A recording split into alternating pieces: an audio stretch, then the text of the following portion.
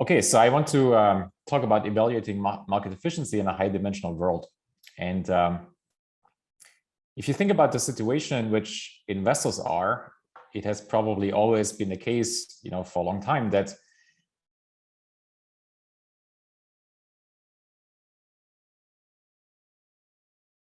in investing problems for cash flows, forecasting returns, and so on. If you think about all of the accounting data that is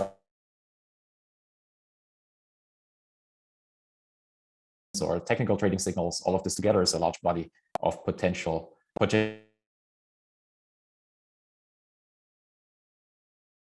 And recently, there has of course been an explosion of data availability. Now that we can do texture analysis of corporate filings, there's social media data, geolocation data, and so forth.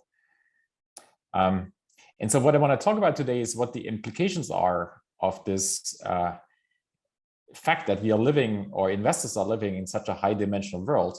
What the implications.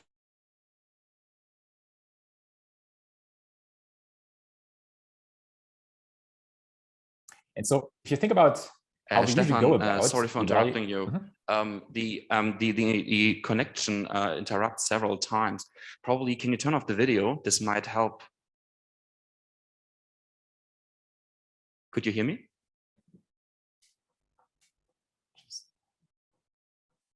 Okay, I tried turning off the video. Oh, thank you. Is it better now? Let's see. It basically interrupts every 10-15 seconds. Let's give it a try. Okay. Thank you. So how do we usually go about testing market efficiency and looking for asset pricing anomalies? Usually we pick some predictor variable. Let's call it X. And if we find that it predicts returns in historical data during a certain data set from time 1 to time capital T, then we think we have an anomaly if it's statistically significant. But there are at least 3 problems with this kind of approach. And the first one is sort of a classic one. I'm not going to talk much about this today. This is what is known as the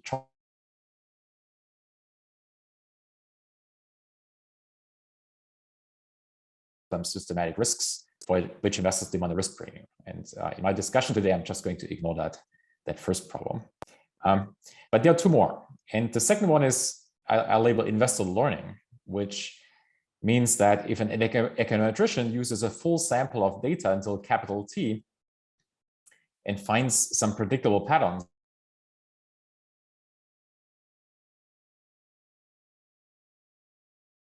who had to make decisions much earlier.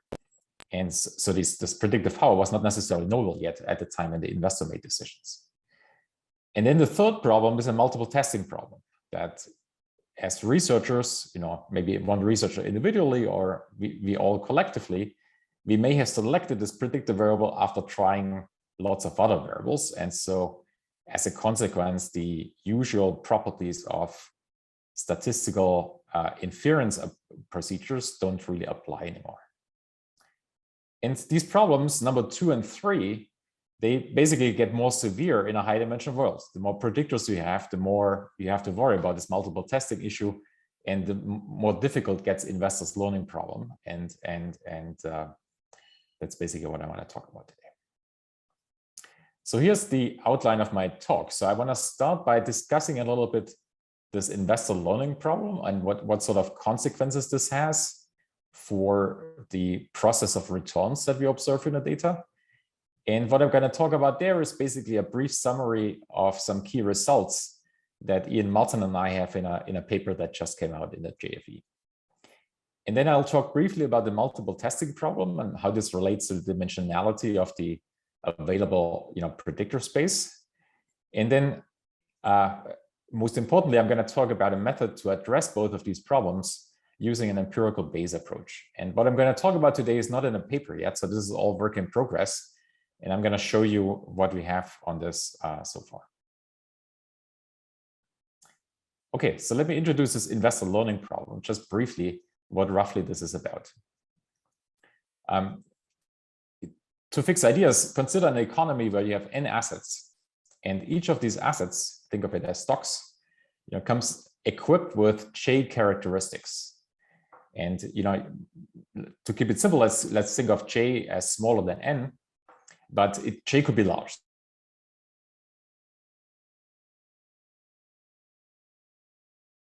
And then 5,000 or 8,000 characteristics or something like this. Yeah? So a large number of characteristics that each firm comes with. And we're going to think about how investors price assets in that world. And to get rid of the joint hypothesis problem, I'm basically assuming here that investors are risk neutral, so there are no risk premia. And so that joint hypothesis problem is not there. And these characteristics of these firms, they kind of matter for fundamentals in the sense that if you know these characteristics that are collected in this characteristics matrix X, you can use this information to forecast dividend growth. Right? So there's a linear model that connects dividend growth to these characteristics X.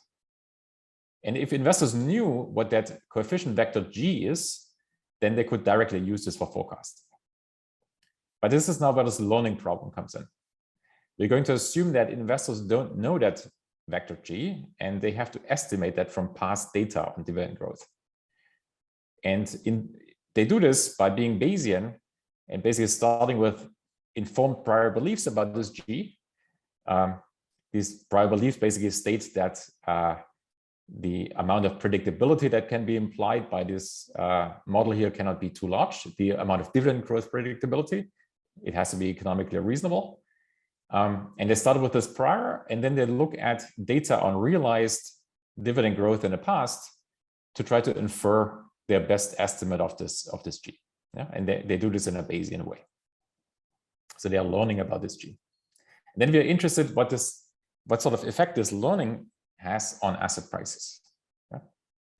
So every period, asset prices are going to reflect investors' dividend forecast based on their posterior mean for G that they have at that point in time.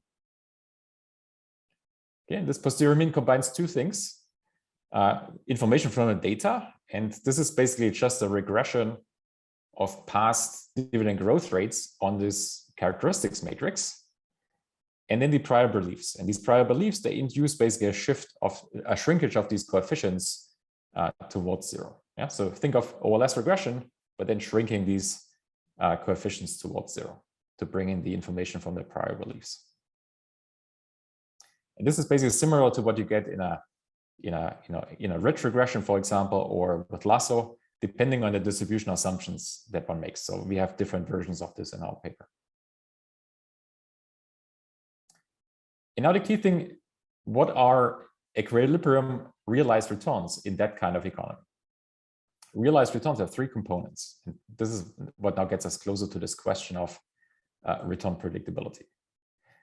So this E at the very back, this is basically just an unpredictable noise shock. And if investors had perfect knowledge of this vector G, then this would be the only term in returns. So returns would be just pure noise.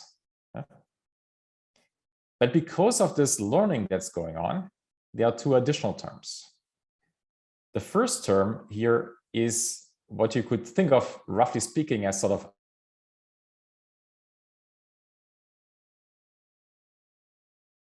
because the investors are shrinking their OLS estimates of this G towards zero to bring in the influence of the prior beliefs.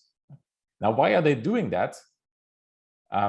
They are doing that because, while it leaves this first term in returns sort of as a, way underreaction to information in some sense, they do this optimally because it helps make smaller the second term, which is kind of the reaction of asset prices to the estimation error in these OLS coefficients. And bringing in prior information from these prior beliefs and shrinking these coefficients helps reduce that overreaction component, if you want to call it like that. Yeah. But the consequence now is that there are two terms floating around in returns, this underreaction term and this overreaction term, that would not be there if there was no learning problem. And both of these terms basically will give rise to in-sample return predictability, because these terms are going to line up to some extent with X. And when we now consider an econometrician regressing these returns on X, there's going to be some in-sample correlation, basically.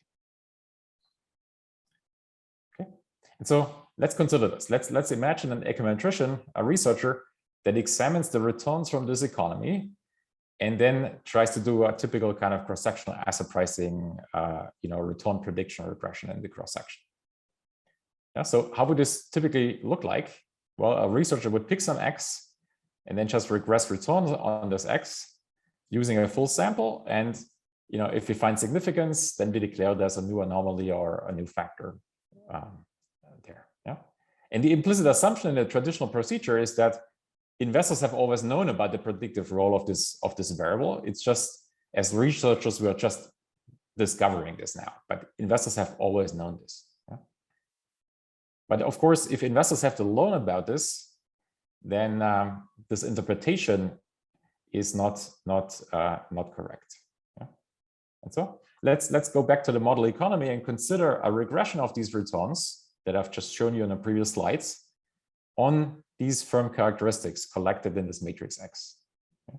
And the econometrician gets some regression coefficients that I'm going to label H. And the econometrician now wants to test whether this vector of coefficients or these elements in this vector are jointly equal to 0. Okay, and what we are particularly interested in here now is what happens when the number of characteristics is really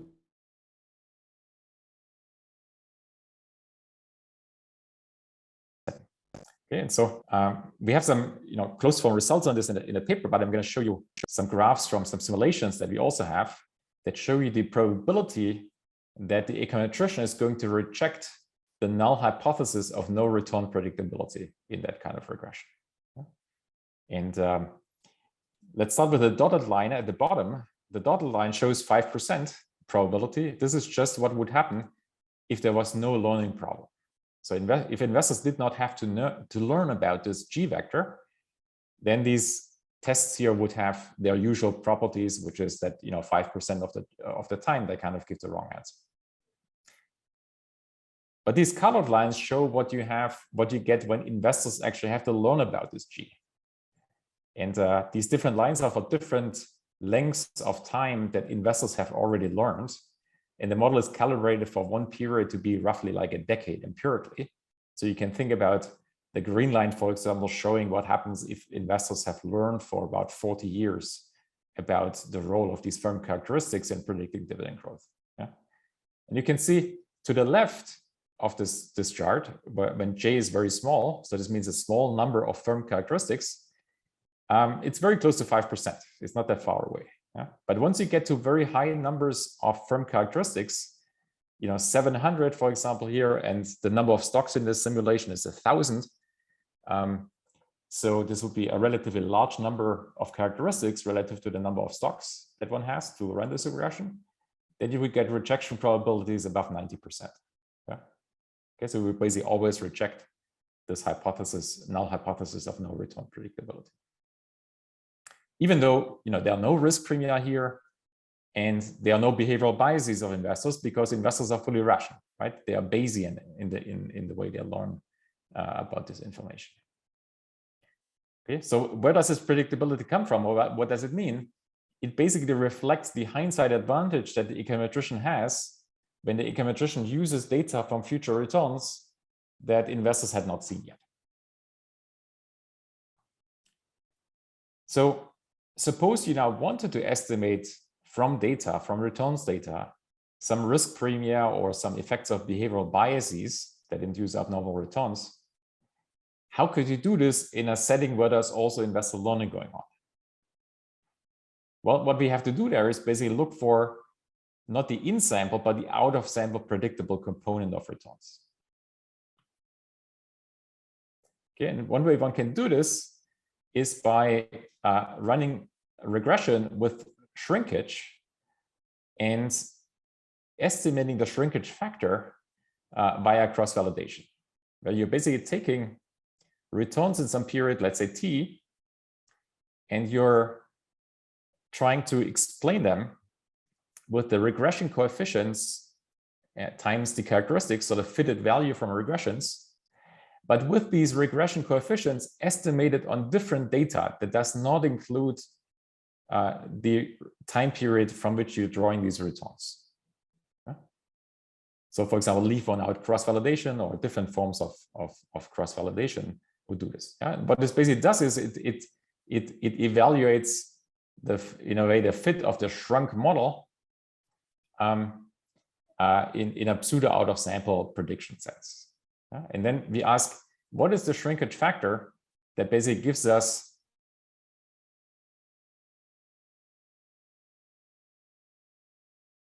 out of sample prediction sets? Okay, and we can show in the paper that in this economy that we had set up here, if the econometrician does exactly that and estimates this shrinkage factor phi and constructs a fitted value in this way and uses these fitted values to form portfolio weights and applies these portfolio weights to returns that have not been used to estimate these coefficients, then the expected return of that trading strategy would be 0. Yeah?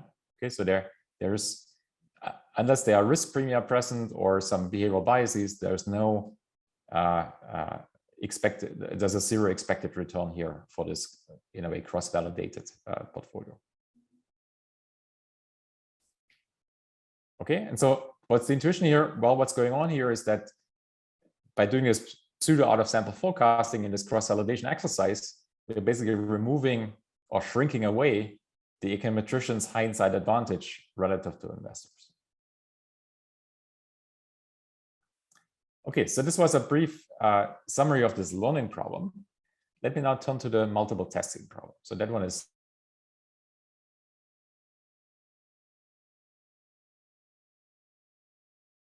researchers that are testing for return predictability, and they have access to J stock characteristics, and they check for each one of them what it predicts returns using a 5% significance level.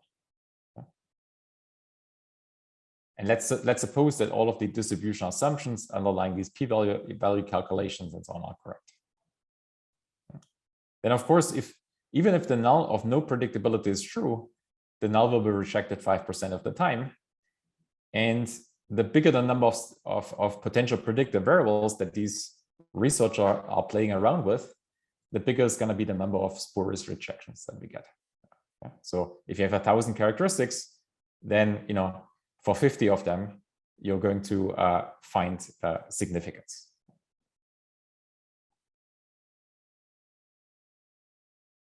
So how can we solve this problem? We can solve this problem in multiple ways, but I'm going to show one way that will tie in very nicely, as it turns out, with the solution to dealing with this investor learning problem. So it's basically one approach that will basically address both. Okay, and this is a hierarchical Bayesian approach. If we use a hierarchical Bayesian approach where we consider basically all potential predictive variables jointly without making already some selection based on observed returns, but we just consider all predictive variables jointly, think of like using the entire CompuStat database or something like this. And we also estimate the parameters of the prior distribution from data, then this multiple testing problem basically disappears. Yeah? This is sort of well documented in the Bayesian literature. And what happens intuitively is that through the prior distribution, we're going to get some shrinkage towards informed prior beliefs. And this is inducing, in a sense, some conservatism that protects against the multiple testing problem. Now, if one did this with a fully Bayesian approach, one would set up a hyperprior from which prior parameters are drawn. And then one would basically estimate let the data speak about a prior, but let also the estimates be kind of aware of the uncertainty about these prior parameters. And this would be the full and sort of, in a way, in some sense, the best Bayesian approach. I'm going to do something a little simpler, which is we're going to approximate this with an empirical Bayes method, where you're looking for prior parameters in the data in a way that I will explain in a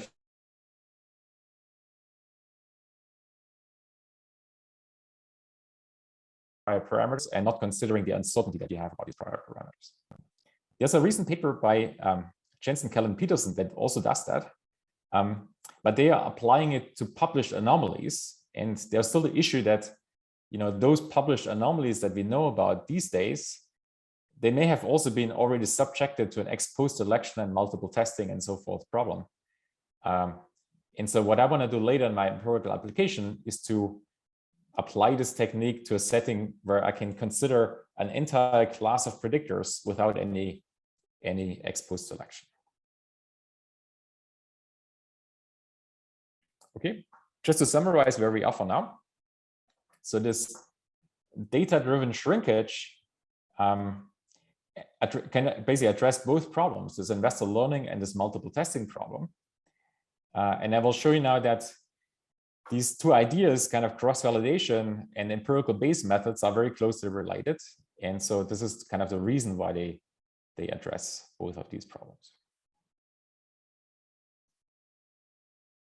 Okay, so what is this empirical Bayes approach? Let me introduce this with a very simple example. This is simpler than the actual empirical application, but just to introduce some of these ideas.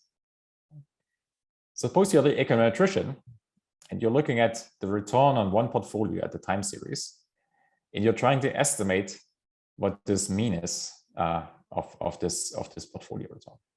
Yeah, let's say you know that the residual is normally distributed and you know the variance. In a Bayesian approach, you would set up some prior beliefs about this mu, and the prior variance here is going to be very important in what I'm going to talk about. So keep this in mind.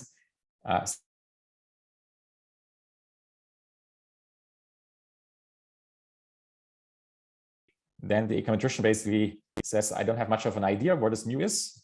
If sigma squared 0 turns out to be very small, then these prior beliefs are very tightly centered around a certain value, and they basically express pretty precise knowledge already about where this mu is.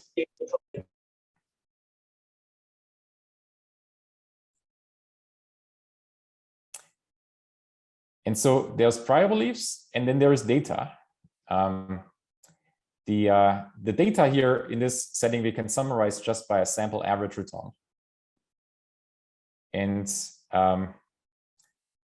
the posterior mean then in this very simple model with normal shocks and normal prior is going to be simply the sample average return, but then shrunk towards the prior mean of 0 with this ratio here as a shrinkage coefficient. And you can see that if the prior variance was very big, this ratio would tend towards 1. If the prior variance is very small, then this ratio tends towards 0. Okay, so this is so far standard Bayesian stuff.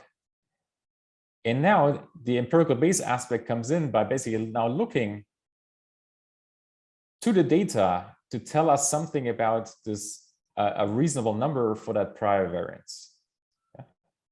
And one way one can do this is by asking which prior variance that goes into this shrinkage ratio here, which prior variance would give us the best pseudo out of sample prediction in a cross-validation exercise.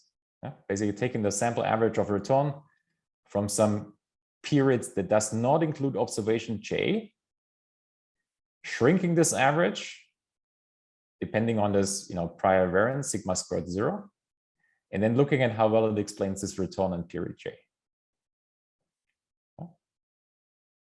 Okay, so in this simple setting, we can look at what this solution looks like for this. The way you would estimate this here is that you would say my estimate of the prior variance is the squared returns, the average return squared minus a correction for the noise that goes into the squared average return.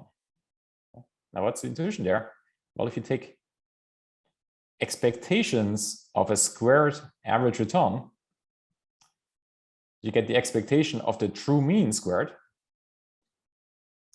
and you get a noise component, which just comes from the fact that these returns are noisy.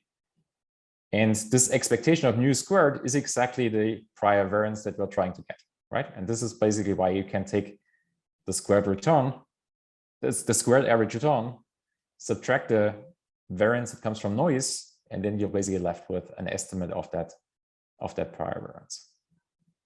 Okay.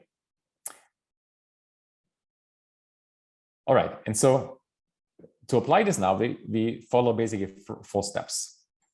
The first step is to start with a complete set of potential return predictors that is not exposed selected. Okay? So this is a little tricky, but I'll say in a few minutes how I do this.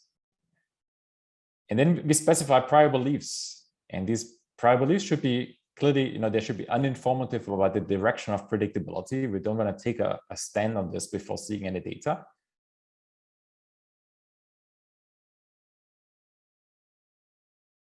Components, right? That the amount of predictability out there is maybe not too big, and we actually want to estimate from the data how much variance we should give this in the prior beliefs.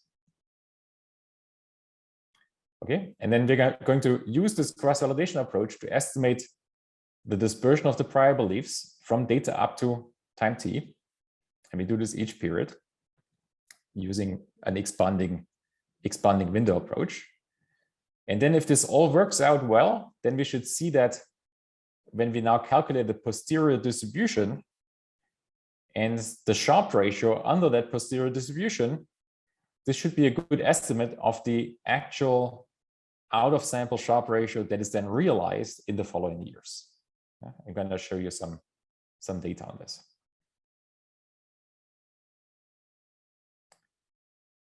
Okay, so let's consider step 1.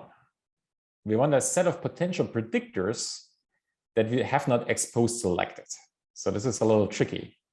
If you just go with stock characteristics that have appeared in the academic literature in asset pricing studies, well, they may have been exposed selected.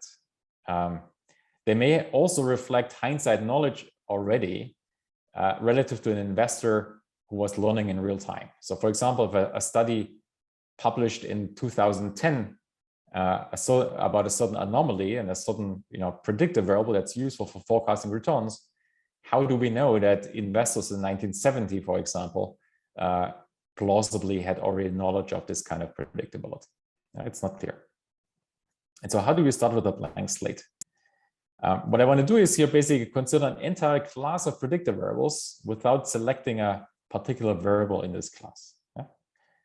And so what I'm going to do is I'm going to consider past return-based strategies. So that's my class.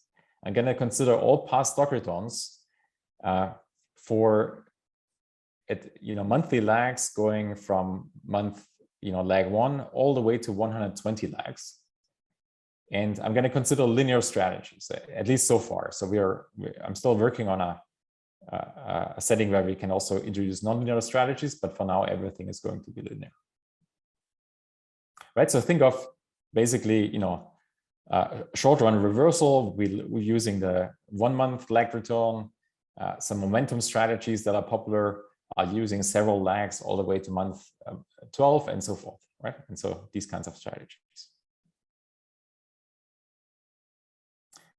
So if you look at the academic literature on these sorts of strategies, there's of course a lot of evidence already there, but all of these papers have at different points in time with different sample periods selectively focused on some subsets of this set of past return-based predictors. So for example, the Bond and Thaler in a classic long-term reversal study, they looked at 3 to 5 year reversals. Jagadish 90 looked at 1 month reversals. Jagadish and Titman 93, they looked at 3 to 12 month momentum. There's a study by Hessner and Satka that finds autocorrelation at kind of a seasonal 12-month lag. And then there's Novi Marks that finds that momentum seems to be actually mostly from 7 to 12-month lags, not from 3 to 12, as Jagadish and Titman had in their study. But all of these tests were not adjusted for learning and also not for data mining or multiple testing. And so this is why I want to do this now without exposed already, selecting a subset of these predictors. I want to consider the entire class of predictors together. And we want to do this test in a way that they are robust to this investor learning and this multiple testing problem at the same time. And then I want to use this to characterize at every point in time the ex-ante Sharpe ratio that one can get from all of these past return strategies combined. Okay, so how can we do the empirics here? The first thing I want to show is what sort of the base asset set is that I'm going to use.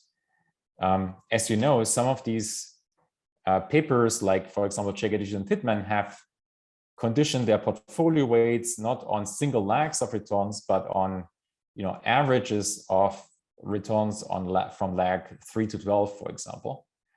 But if you think about this, if you take a sum or an average of past returns and you use this as portfolio weights applied to returns at time t, to a vector of returns at time t, well, this is the same as considering the sum of two portfolio returns, one that uses lag t-1 and the other one that uses t-2. Yeah? And so what I'm basically going to do is I'm going to convert for every single monthly lag, I'm going to create one portfolio. And since I'm using 120 monthly lags, I'm going to have 120 portfolios, one for each lag. Yeah. So K1 equal 120 portfolios with weights that are proportional to returns adjusted by the equal weighted market return, right? So returns relative to the equal weighted market return at every point in time. And I'm going to scale them to always be scale the weights such that these portfolios are always 50 cents long and 50 cents short. Okay, and then using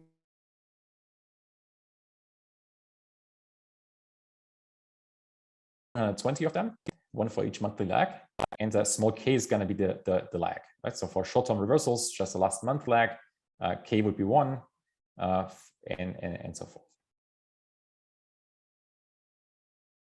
To make sure this is not driven by very small stocks, I'm going to throw out all stocks that have price smaller than 1 and that are below the 20th NYSE percentile of market cap. So this includes a lot of NASDAQ stocks, actually. Yeah.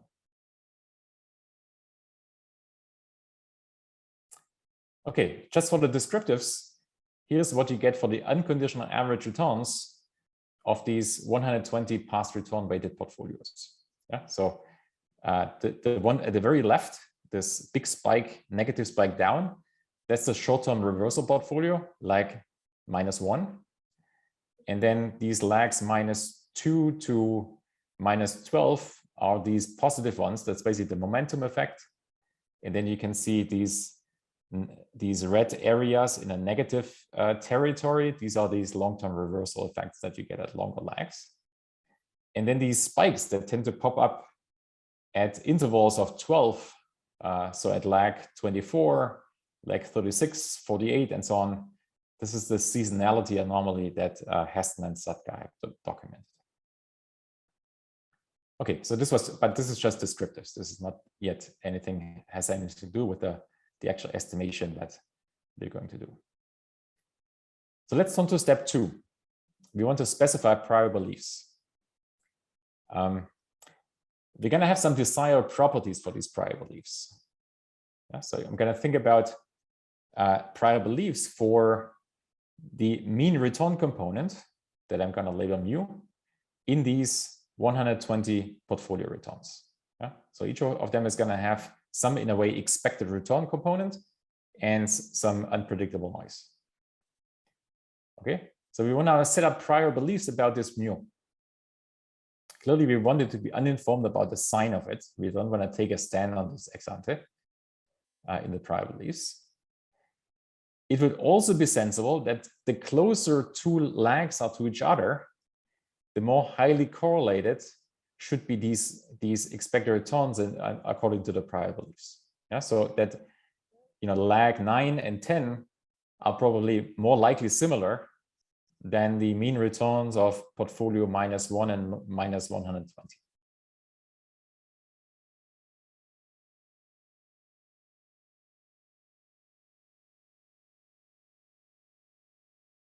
The other thing want to allow for is that the magnitude of the first lag portfolio may be unusually big, because that tends to capture microstructure effects. We don't want to take a stand on the sign. We'll let the data speak to that, but we're going to allow for the prior variance for that component to be unusually big. And the same for these seasonals at lag 12, 24, 36. But again, we're not going to impose any sign on those in the prior values. Okay, so how can we get a prior distribution that has these properties? So the key thing is we're going to now basically split up this expected return component into 3 parts. The first one is going to be a Gaussian process. I'm going to specify this as a Gaussian process following a large literature in machine learning that uses Gaussian processes for these sorts of problems. So the way this works is that if you have the expected return component from a portfolio for lag k and one for lag k prime, then they're going to be jointly Gaussian under these prior beliefs with the expected value of 0 and with a covariance that depends on, roughly speaking, on the distance between these portfolios. So I want to allow them to covary more when these lags are close to each other and covary less when they are more distant. The way you can do this by introducing a kernel function, kappa, and I'm going to specify this as a triangular kernel, which is basically going to take smaller values as the distance gets greater. And at some point, it actually is 0 if the distance is too great. And how much this kind of spreads out is controlled by this parameter tau here. So this is going to be one of the hyperparameters in the prior that we'll have to estimate, this tau. And the other important one is this xi here. So the xi basically controls how big the prior variance is. So if you make xi bigger, then all of these variances and covariances in that Gaussian distribution are going to be bigger. Okay, so this is that first component. And by specifying in the prior in this way, we're basically going to create 2 types of effects. The first one is that neighboring lags are going to be assumed to correlate in terms of the expected return that they have. And this is going to introduce some cross-sectional smoothing, right? Because the posterior mean is basically going to take into account that 2 nearby portfolios are related, and they both, to some extent, the returns on those have a signal about the same thing in a sense. And so this introduces some cross-sectional smoothing. And then the extent to which that variance and these covariances are finite and maybe relatively small, this is going to introduce some shrinkage, which is going to lower the magnitudes of these expected return estimates that we're going to get. Okay, so this is sort of the most important component of this prior specification, but there are also these other 2, this B and S, and this captures these, in a way, special components that we want to allow for the very short run at the first lag.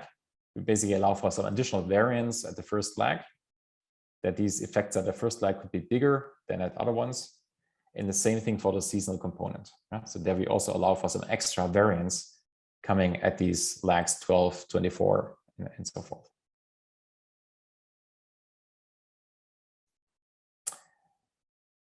This is what happens when you draw from that modified Gaussian process prior that I've just set up here, to give you an idea of how this looks like. What is the distribution? And you can see that there is cross-sectionally some persistence. So when one value for one lag is relatively high or low, then the neighboring ones also tend to be relatively high or relatively low. And this comes from this covariance that we have assumed here. And then you get these spikes at lag 12, 24, 36, and so forth. And this comes from the fact that we allowed for an extra variance there. The same thing for the first lag, right? And you can see we haven't assumed anything about the sign here. It's just all about the variance, right? There's on average, this averages out to, across all of these draws, this averages out to 0. But there is variance that is allowed for. Okay, now we have several parameters in this prior that we need to estimate. There's this xi, which controls how much shrinkage there is. There's the tau, which controls how much cross-sectional smoothing we're going to get. And then there are these variants for this 1 month component and for the seasonal component. And we're going to estimate them by leave 1 month out cross-validation in data up to t. And then every t, we're going to repeat this procedure. And then once you have these prior parameters, then it's just kind of mechanically following through the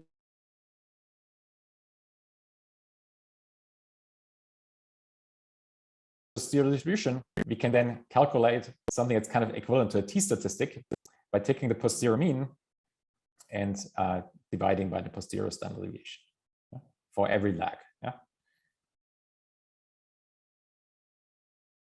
Okay, and so the first thing we can do with this, we can ask, well, these classic studies of past return-based prediction, like the Bond-Taylor, Jaggedish-Titman, and so on, they are potentially, have been working with exposed selected data by selecting a particular lag length and so forth.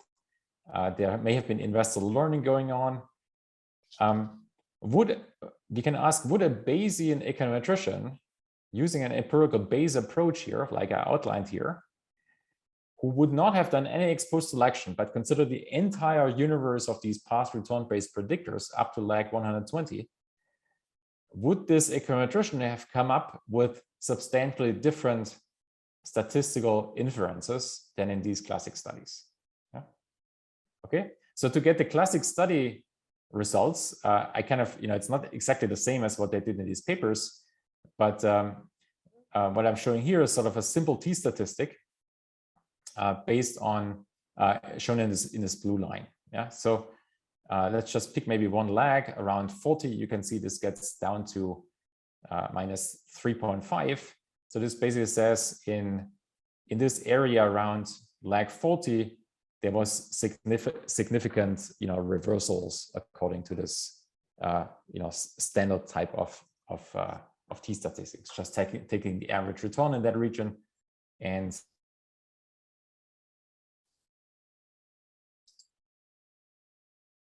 the red line shows you what you get with an empirical Bayes approach. And you can see these test statistics are a little smaller, a little more conservative, as is to be expected, because they control at the same time for this multiple testing problem, as well as for this investor learning problem.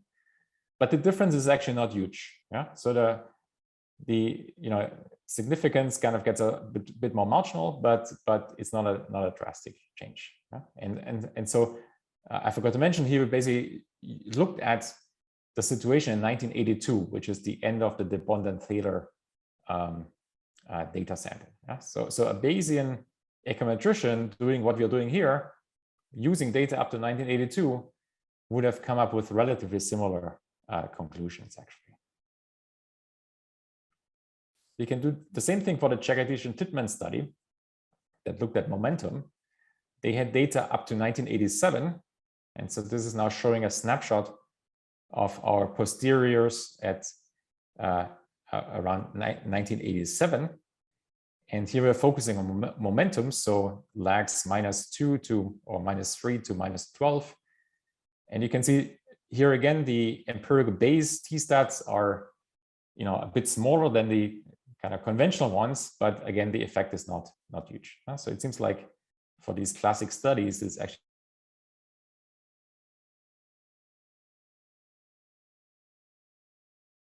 and here's now just some snapshots. Here's how it looked like when you follow this through all the periods in the data.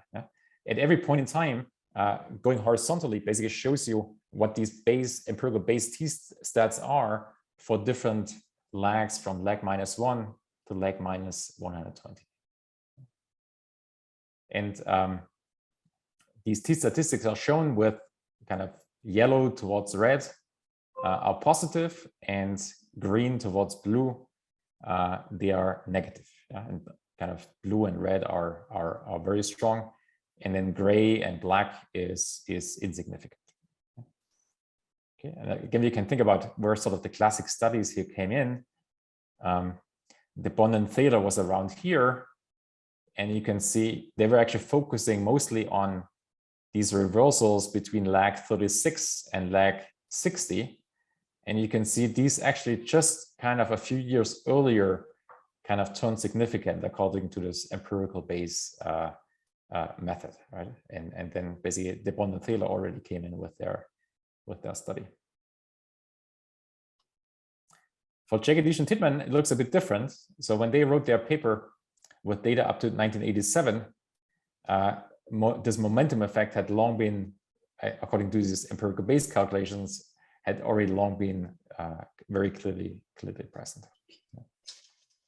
And then we can look at the Novi-Mautz paper. This is a little bit hard to see, but you can see that just around 2009, we see from the left some yellow creeping into this red. And this is basically what Novi-Mautz pointed out in his paper, that using data up to that point, it seemed like momentum was mostly about months, lags, 7 to 12, and no longer these earlier lags so much. Okay, so we can basically use this technique to think about whether classic studies in empirical asset pricing sort of need to be revised in, if you want to take into account investor learning and multiple testing. But it seems like at least these ones we have looked at so far are mostly robust to this. Yeah? So a Bayesian investor using, or a Bayesian econometrician using these empirical Bayes techniques would have discovered these anomalies as well, sometimes even earlier. But now I want to turn to the main question, which is, does this posterior distribution that we are now getting from this, does this give us an accurate ex-ante estimate of subsequent out-of-sample returns? And I want to do this by showing you 3 different Sharpe ratios. The first one is, at every point in time, the Sharpe ratio that's implied by the posterior distribution. And then the Sharpe ratio that we actually see realized over the subsequent 10 years. And then another one, which is sort of just an in-sample Sharpe ratio, just taking sample average returns, sample covariance matrix in data up to t, and then just calculating the Sharpe ratio based on that. Yeah. And so when I talk about Sharpe ratio, what I mean is the Sharpe ratio of a mean variance efficient portfolio based on any one of these 3 approaches, based on these estimates. Okay, and so the yellow line here shows you the Sharpe ratio of this in-sample approach, just taking simple in-sample average returns, in-sample covariance matrix, and just calculating the in-sample Sharpe ratio of the mean variance efficient portfolio. And the red line shows you the subsequently realized one over the next 10 years following that date. Yeah. So if the in-sample Sharpe ratio was a great forecast, then the red line and the yellow line should be on top of each other. But of course, not surprisingly, the in-sample Sharpe ratio is a poor forecaster of the actually realized Sharpe ratio over the next years. Yeah. So you can see there's a huge gap between those. What's interesting is that the posterior Sharpe ratio that you get from the posterior distribution coming out of this empirical Bayes approach is actually in the ballpark of this subsequently realized Sharpe ratio most of the time, at least until the mid-90s. The 2 are actually quite close to each other. Of course, the subsequently realized Sharpe ratio has some noise, so there's some variation around it. But in terms of the overall magnitudes, they're kind of in the same ballpark. Only in the mid-90s, there seems to be a structural shift when we see a big gap opening up here. Yeah? And this is one thing that I'm still working on, which is to now extend this method to make these posterior beliefs also able to adapt to structural change. So when you have decay of an anomaly, for example, that we can bring in a mechanism that allows to discard some old data in the estimation of these posterior beliefs. And what this will involve is that there will be an additional hyperparameter that's going to control the downweighting of data in the distant past. Yeah? So this is one task that still working on in this. And the other one is, as I mentioned earlier, also allowing for some nonlinearity. For example, considering interactions of past returns, right? Just rather than just considering these 120 portfolios for these single lags, we can also think about portfolios that form weights by interacting lags of past returns. So for example, the second and third lag of return interacted and so on. Conceptually, this should all work out in the same way. We just then need a prior that is not a one-dimensional Gaussian process, but a two-dimensional one that then depends on two lags. Yeah, and but as I said, this is still work in progress, and so I don't have any results on this yet. Okay, so let me conclude here. The point I was trying to make is that when we have a high-dimensional space of potential predictors, then conventional methods of anomaly discovery are particularly misleading in the presence of investor learning and multiple testing. There's, of course, a well-developed toolkit to address multiple testing problems, like false discovery rate control, for example, but those do not address the learning problem. And to address both, it seems like these empirical-based approaches are useful if we can somehow find a setting where we can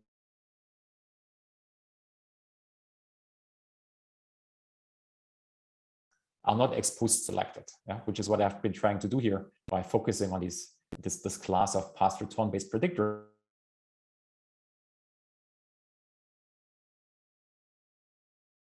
Ahead of time. Okay, and what I showed you in this application is that the main published anomalies are robust to adjusting for investor learning and multiple testing, and that this posterior distribution that comes out of this approach was actually quite accurate until the late 90s, when there seemed to have been a structural shift. And as I mentioned, I'm still working on incorporating ways to account for structural shifts in this kind of approach. Okay, thank you very much.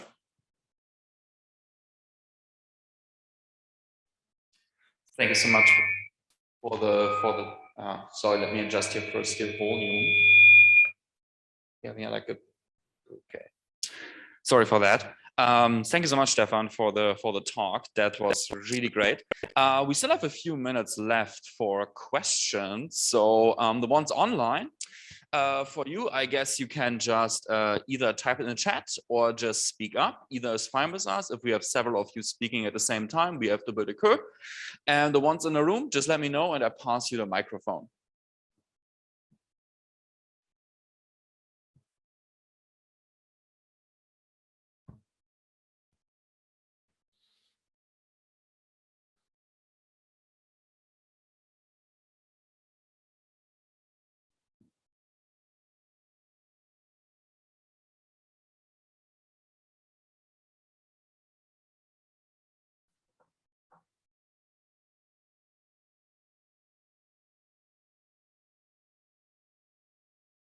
All right, then probably I will go first with a question which struck my mind while I saw your comparison of the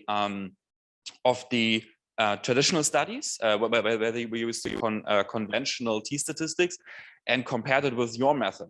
And the differences were simply not that large, right? And you pointed out yourself that we don't really see their difference. Would that basically mean that we can still go ahead with conventional t-statistics if we want to conduct prospective studies?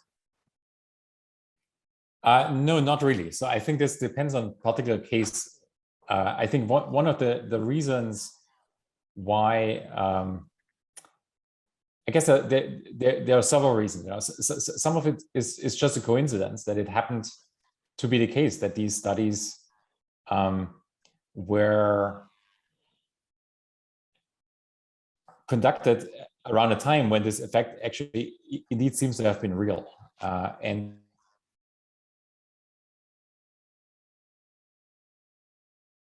exposed selection there, if it had been spurious, then in the past 2-3 decades, people would probably already have written stuff.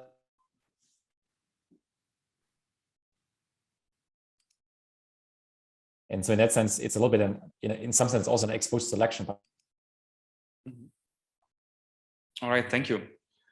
The magnitude of the t-statistic also matters, right? So if you're starting already with a t-statistic of 5, 6, 7, then adjusting for multiple testing and learning is unlike to make a huge difference. But if you're starting already with something that is marginal, then this could make a big difference. Thank you. And I was also wondering if you construct your prior differently, do you expect the results to be majorly different, or is the impact not so strong from it? Okay, you just broke up. What I caught was that you said whether we would get different results if you constructed prior differently.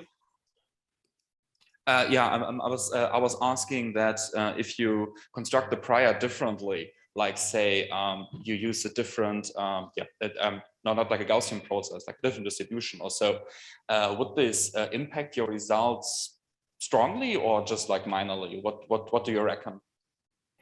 Well, it's hard to say without having tried other variations. I guess the starting point kind of is to start with something that is empirically kind of plausible and reasonable. And what you do see is that this idea that lags that are close together seem to be quite close in terms of their expected returns. It's sort of one pattern that kind of stands out.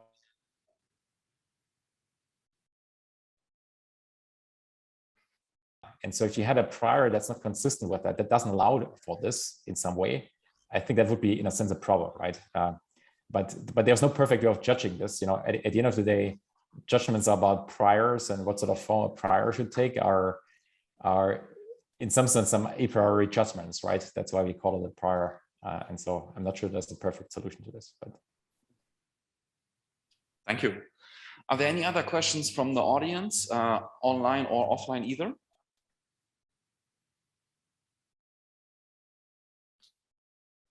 Yes, thank you. So for the multiple testing problem, I was wondering if you can apply it more broadly. So let's say I take all the compute state variables, all the quantitative variables there, and try to form the linear combination. Of course, there will be a huge number, but can I apply the same concept to a broader class of predictors? It was breaking up again. Yeah, so I missed a few bits and pieces, but I think I understood the most of the question. So I think one could apply this, and it would be nice to apply this to other settings, other classes of predictors. It may just be a little bit more difficult to do it, right? So if you want to use account something like, take the entire compute set database.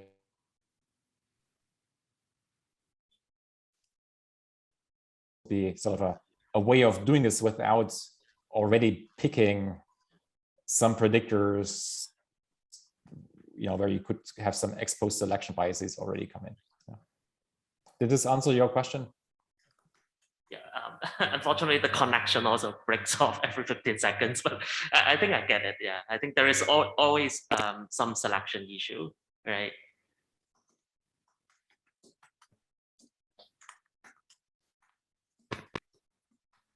Thank you so much. Any other question from the audience?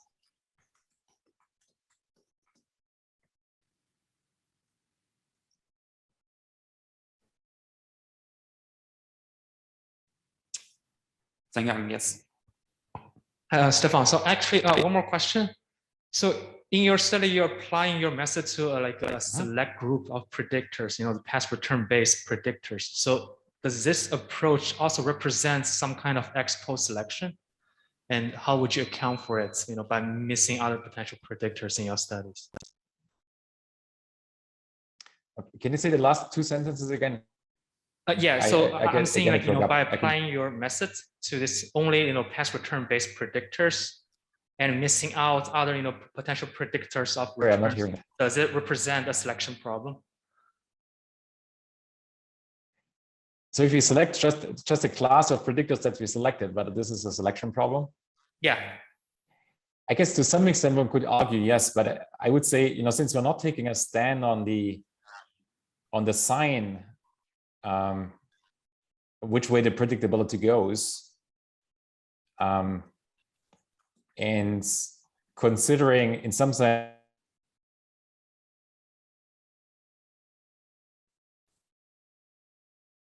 it's relatively minor, but you know, it's not perfect, but yeah, I guess that's all I can say. Okay, thanks.